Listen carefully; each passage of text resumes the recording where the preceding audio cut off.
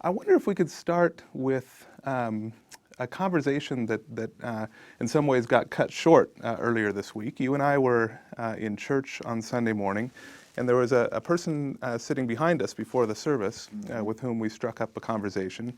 And when he learned what you think about and what you do, he told us that he was a high school physics teacher, and so he'd done some thinking about the soul and about science. And he mentioned that he was, I think, glad to hear that you believe in a soul.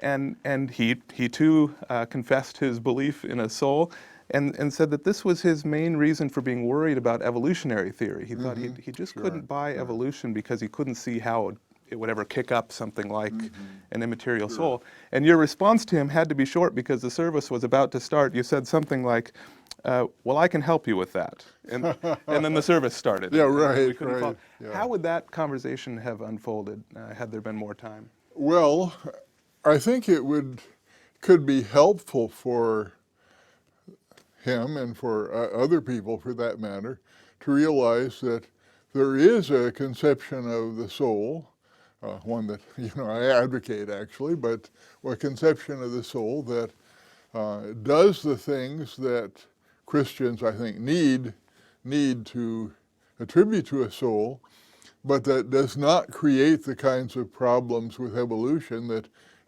he obviously felt to be the case.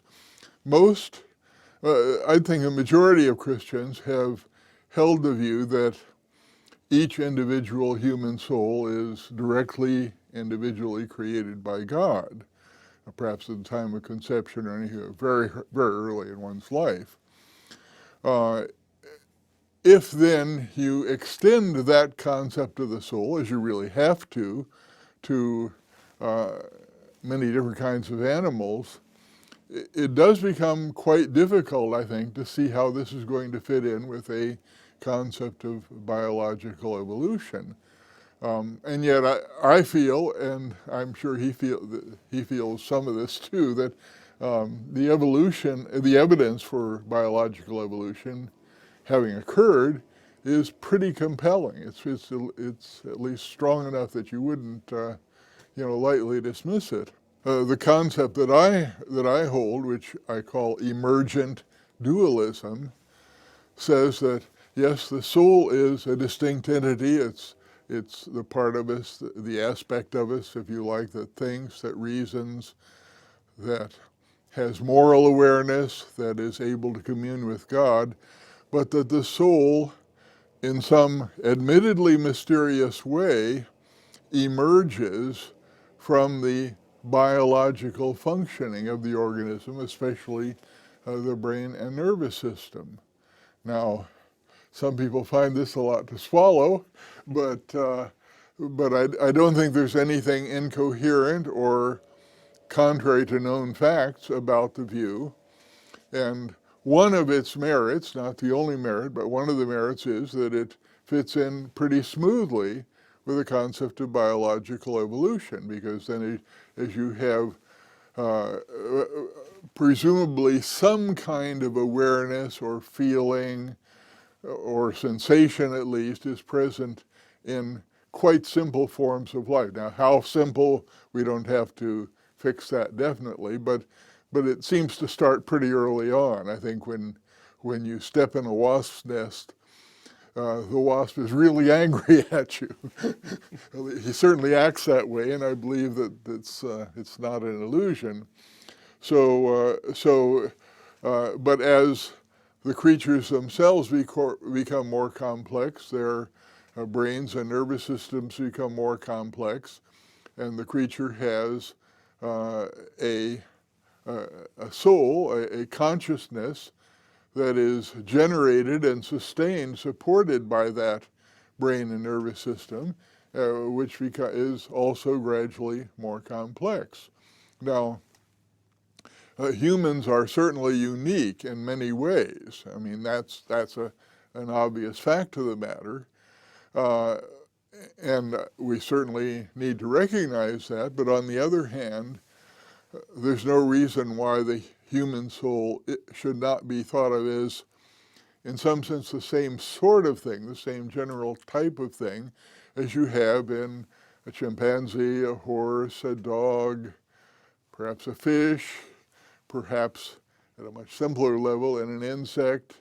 So you can make sense of this continuity that seems to exist in nature and certainly is affirmed by evolutionary theory, and still understand the uniqueness of the human being. Mm-hmm.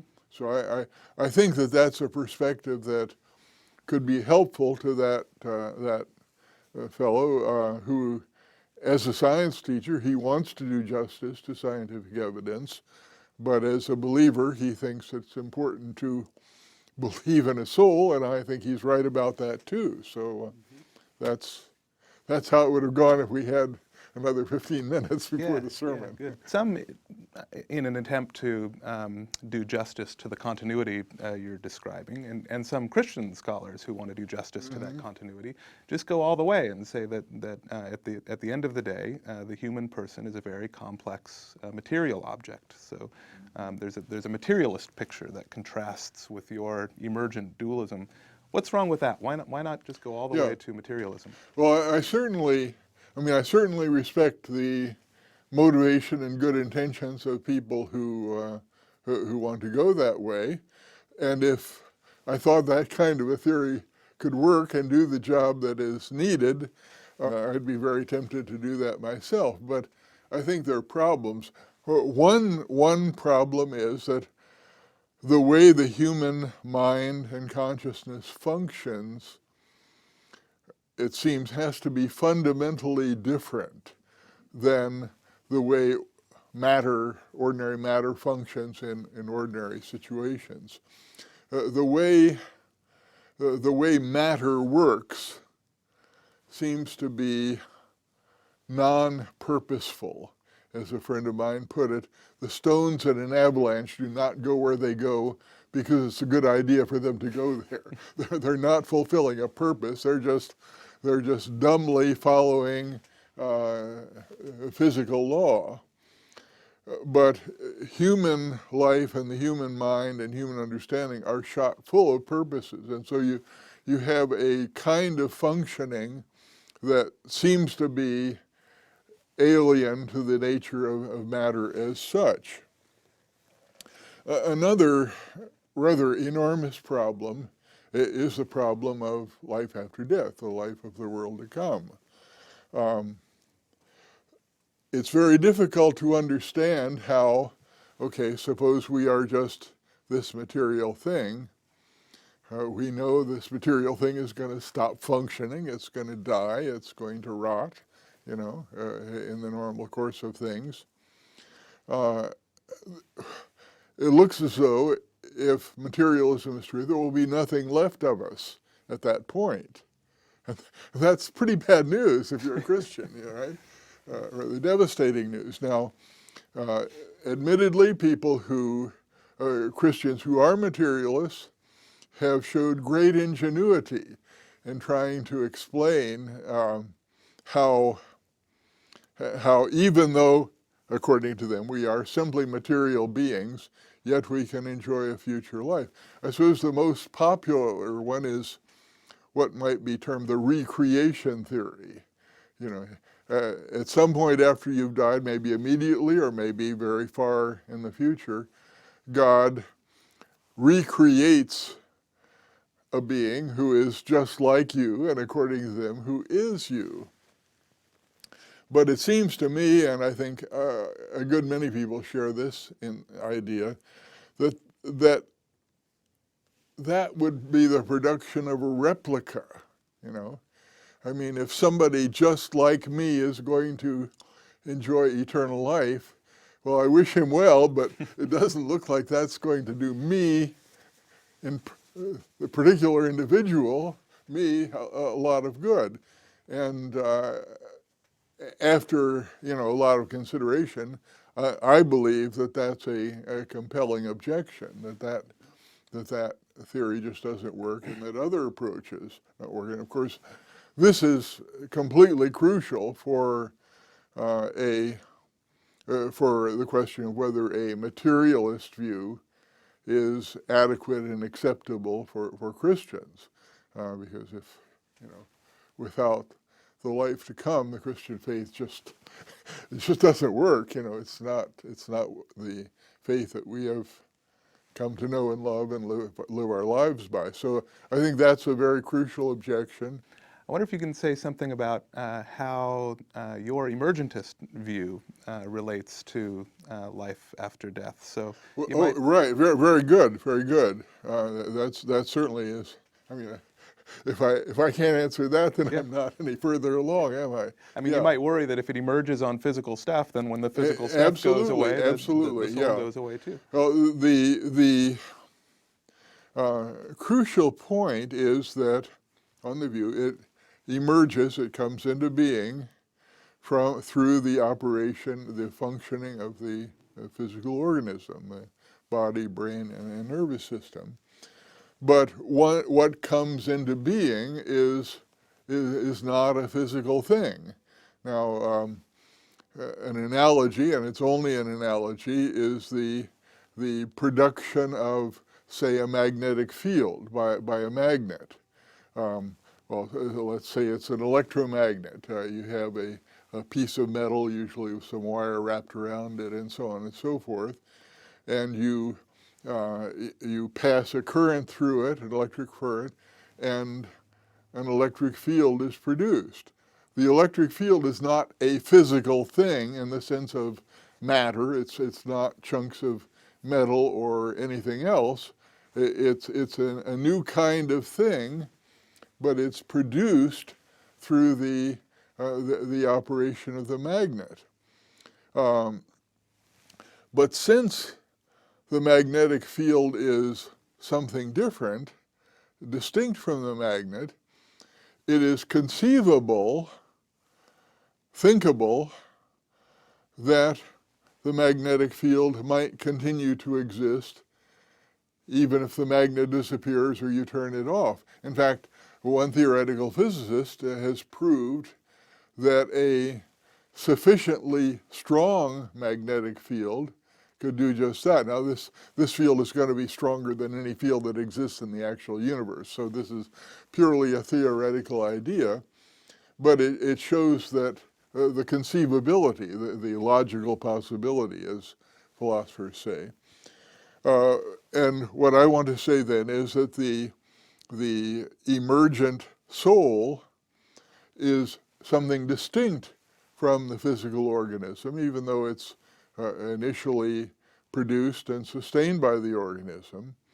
And so it is possible, after the body has stopped functioning, it's possible for God to keep this emergent soul or self in existence, and then eventually to re-embody it, to, if you like, surround it with a new body that is suited to its needs, but superior, as St. Paul says the resurrection body will be.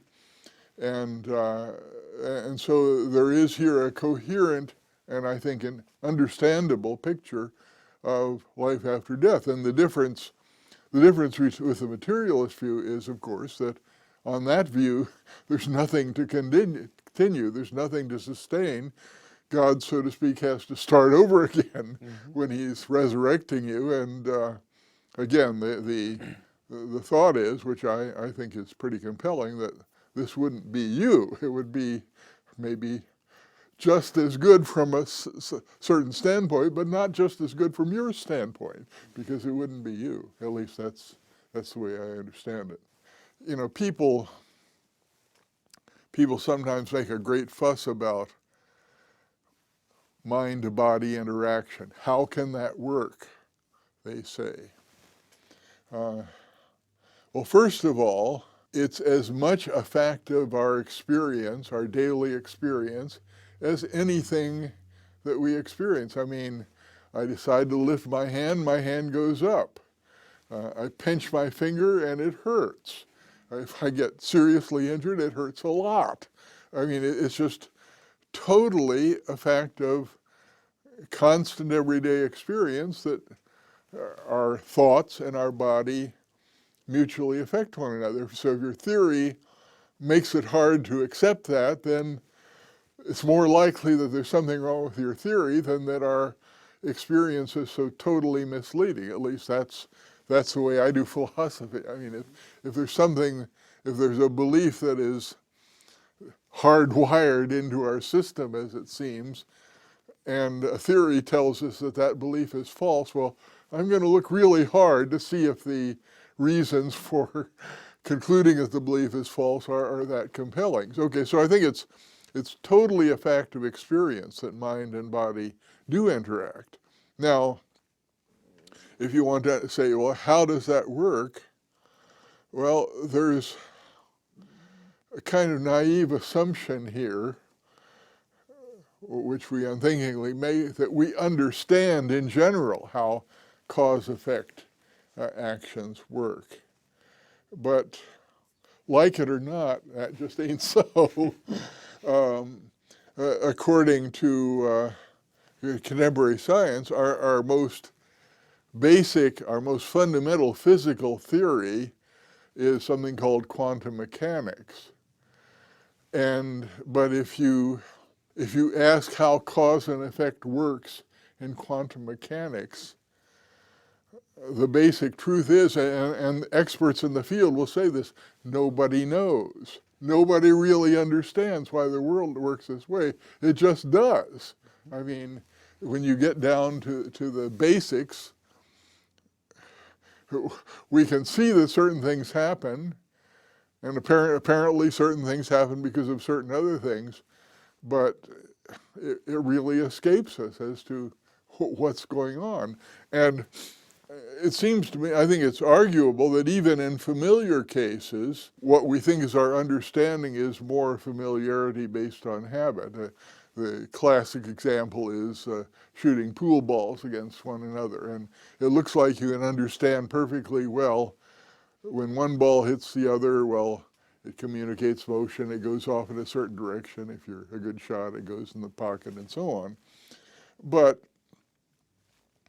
why does it happen that way? Well, I think at bottom, it's just we're used to it happening that way, so we know what to expect, so it feels comfortable, so we think we understand it. Of course, you could go down into the maybe the molecular structure of the pool ball, if you know something about that, and you could tell a story down there. But at the end, at the bottom of all that, you just have to say that's the way it works. That's just the way the world goes. So the idea that there's some, well, I guess I want to say, yes, there is a mystery about how the mind and the body interact, but that's just part of the bigger mystery of how does cause and effect work in general, in all sorts of cases. And understanding is limited, we can go deeper and deeper, but at the end we always get to a mystery that we don't grasp, which is not to say that it's contradictory or absurd or doesn't make sense, but we aren't the ones who made all this, You've done a lot of writing and thinking in the area of philosophical theology. You've thought deeply about the problem of evil and about God's providence and his ability to know the future. Anybody who's been bothered by evil and who believes in God presumably has been bothered by the fact that God knows that all of this awful stuff is going to happen, and yet he's purposed to bring the world off in just the way that he does. How would you orient somebody who's just beginning to think about these issues to that discussion? Yeah. Well, I think one thing that I think is probably important to understand at the beginning is the difference between the philosophical problem of evil and what might be termed the pastoral problem of evil.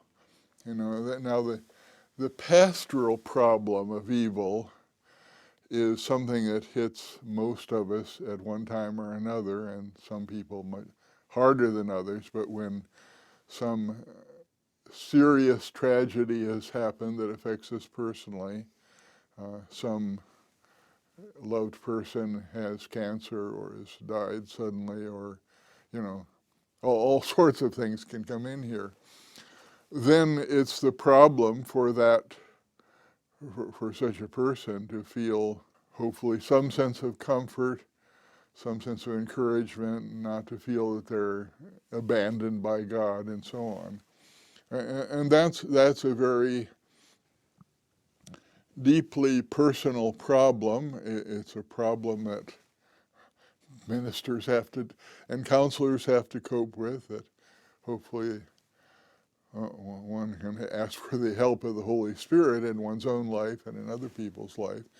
What philosophy can do at that point is pretty limited. I mean, the person whose child has just died does not want to hear a treatise on the problem of evil, right?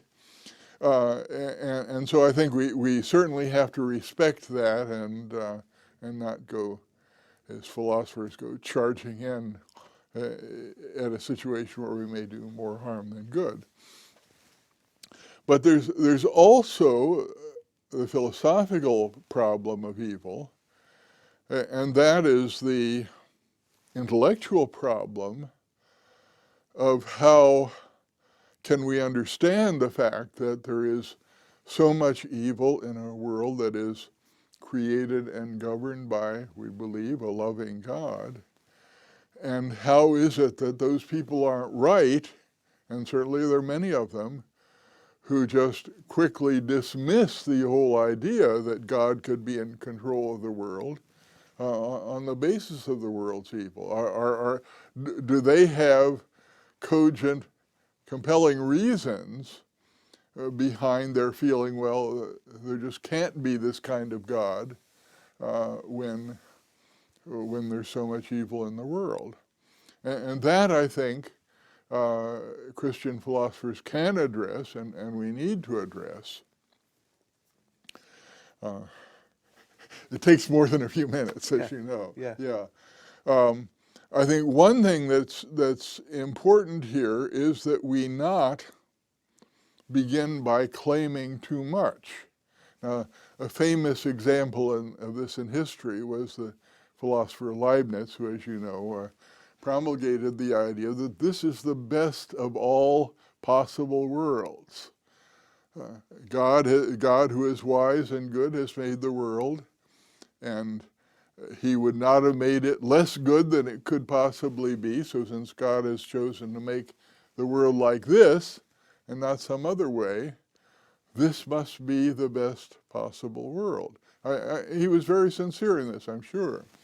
But it sets you up for a pretty devastating rebuttal. And in history, one thing that sort of shook things up was the great Lisbon earthquake that resulted in the deaths and devastation for that city in Europe. And in the aftermath of that, Voltaire, the skeptical philosopher Voltaire, wrote his little novel Candide, in which you have a group of people who are traveling around and meeting one inconceivable disaster after another. But one of their group is the philosopher, Dr. Pangloss, obviously representing Leibniz, who in each case carefully explains how if this terrible thing had not happened, something else much, much worse would have happened instead. And so he's able to reconcile all of these incredible disasters with the idea that this world is as good as it could possibly be. Well, this is not a good way to go. It's not a plausible thing to claim. And I think it makes the task, if you could really believe it, I suppose it might be somewhat comforting, but the task of justifying that claim is, I think, insurmountable. But another claim that some people do defend, even today, is that everything bad that happens to a person, any kind of suffering, possibly accepting suffering that is the punishment that they deserve because of something they've done, but any innocent suffering, as we say, is something that is beneficial for that person. That's not quite as extreme as saying that this is the best possible world that there could possibly be, but it's still pretty tough to defend. Think of cases, well, Hurricane Sandy or the tsunami in Japan, cases where suddenly, in a very short period of time, with little or no warning, certainly in the case of the tsunami, vast numbers of people are killed or seriously harmed, maybe virtually every person in a particular area. It strains your credulity, I think, to think that every individual in a group like that was in such a state that he or she would be benefited by that sort of devastation coming to them. This is really hard to believe in. And if it's true of all those people, then perhaps it's true of all of us, you know. And of course, with death as part of the picture there, then it must be that almost all of us at almost any time are in such a state that we would be benefited if we were to die instantly. Well, nobody believes this, right? We don't, it's really not, and there are just really too many situations where it seems that people are suffering, and it really does make their life less good. And while, okay, sometimes there may be some hidden reason why it truly ends up being beneficial, it's very hard to believe that this is always the case. So again, and I'm not saying these things to be negative, I'm saying it to make the point that we shouldn't begin in discussing this problem of evil by making a claim that is too strong and too optimistic and ends up being too hard to defend, because that ends up discrediting our belief instead of affirming it. How do we go about this?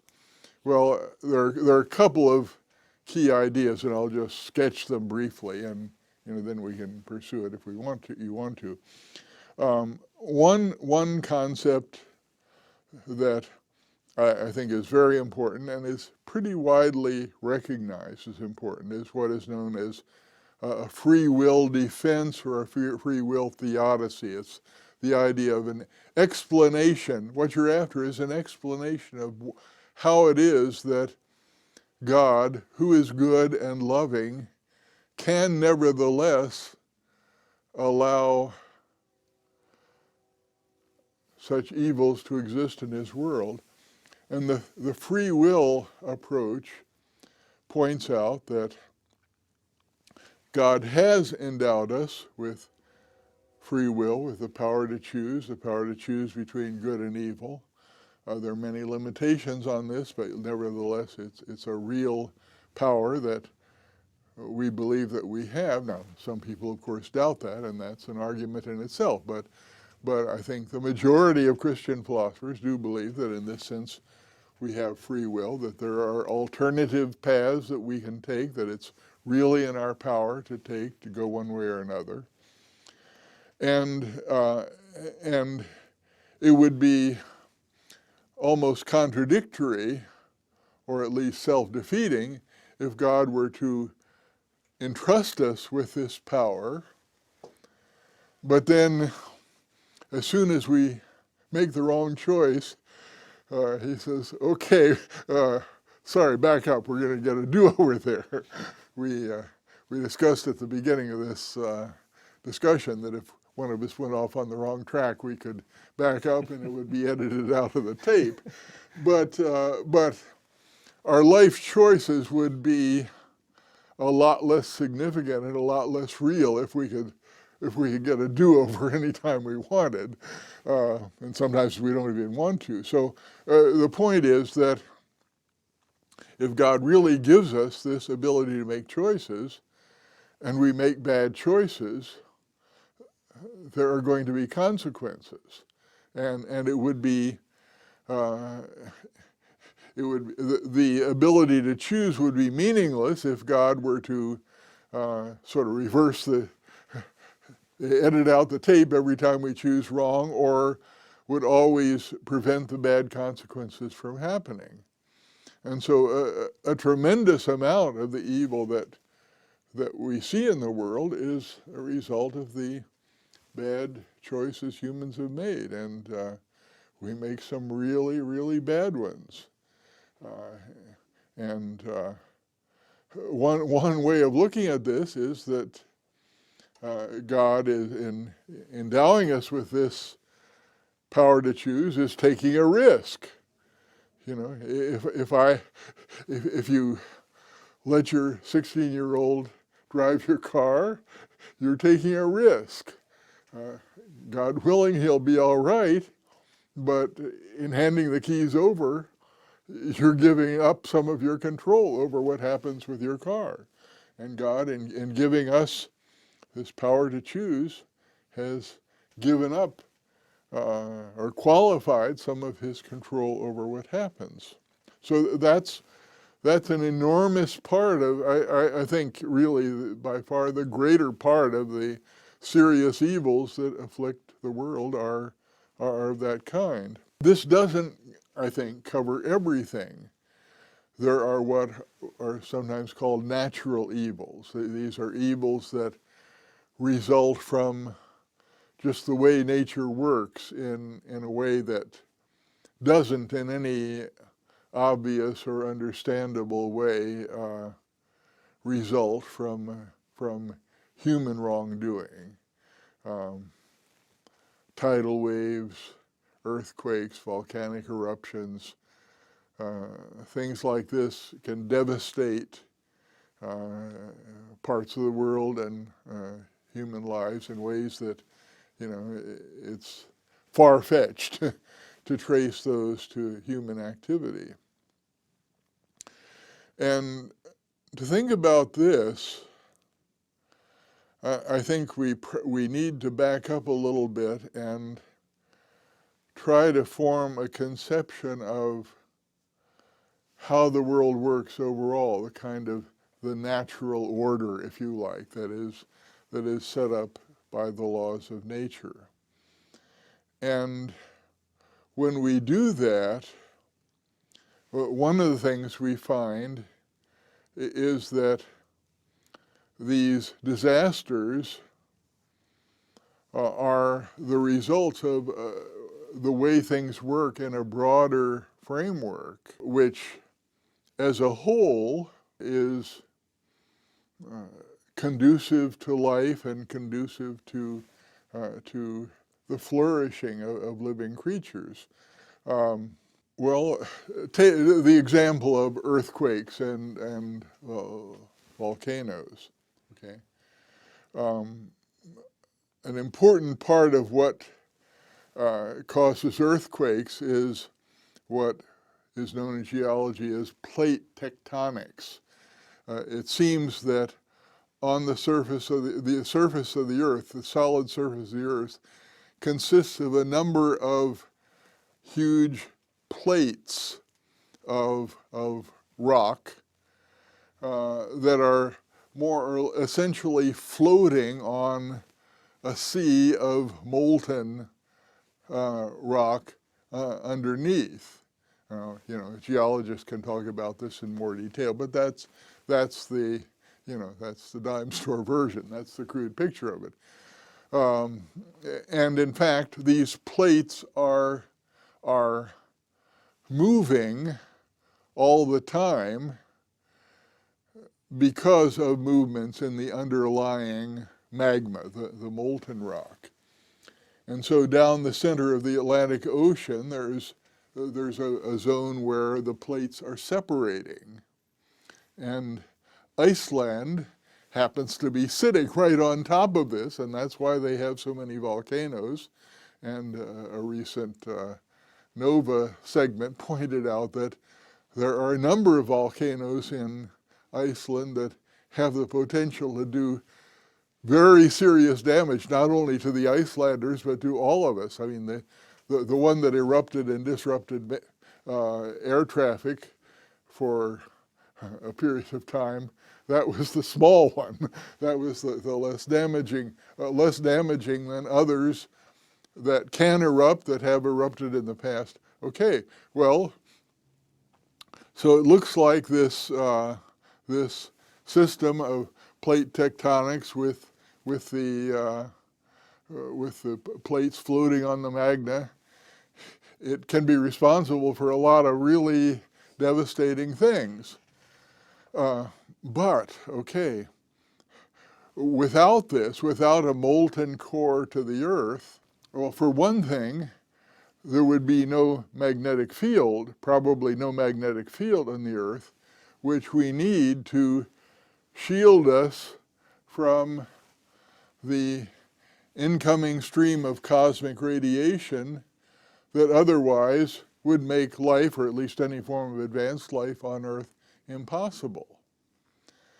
Now, does this mean we're back to Leibniz and this is the best possible world? Well, there's no denying that these volcanic eruptions or earthquakes and so on, tidal waves, they do serious harm to people, you know. So in that sense, it's not saying everything is beautiful, but it's part of a system, a natural order that on the whole makes life possible for us and is beneficial. You know, much more can be said about this, but I think you can see the general kind of pattern that I'm looking at here. Yeah. Bill, one of the things we're spending time on at the center this year is the mind-body problem. Can you say just what is the mind-body problem? What is the problem? Okay. Well, it's a fact about us that we are bodily creatures. You know, we each of us is composed of a certain amount of skin and flesh and bone and muscle and so on and so forth. We have a certain size and shape and weight and all that sort of thing. Also, we are thinking, experiencing beings. We have thoughts, we have feelings, we have beliefs, we have desires, we make decisions, and so on. We have a conscious life, as it were. And we think of this as the life of our minds, or sometimes traditionally it's called our soul, okay? And if you just go through life, you know, normally, that seems perfectly obvious and, oh, why is it a problem? But if you try to think about it, philosophers have found out, and other people found out for that matter, that there's really a lot that's puzzling about. What is the relationship of this mental life, this thought life that I have, and what is going on in my physical body and its relationship to the world? We kind of think we know what a body is. I mean, we see bodies all the time, and we can take courses in anatomy and physiology and so on. When you ask, well, what is the mind? That's more elusive, you know. I can look at my body in a mirror, but I can't, in any literal sense, look at my mind at all. My mind seems to be behind my eyes somewhere, but I can't get behind my mind. Even if I see the back of my head with a mirror, that doesn't seem to help with my mind. So what is the mind, or what is the soul?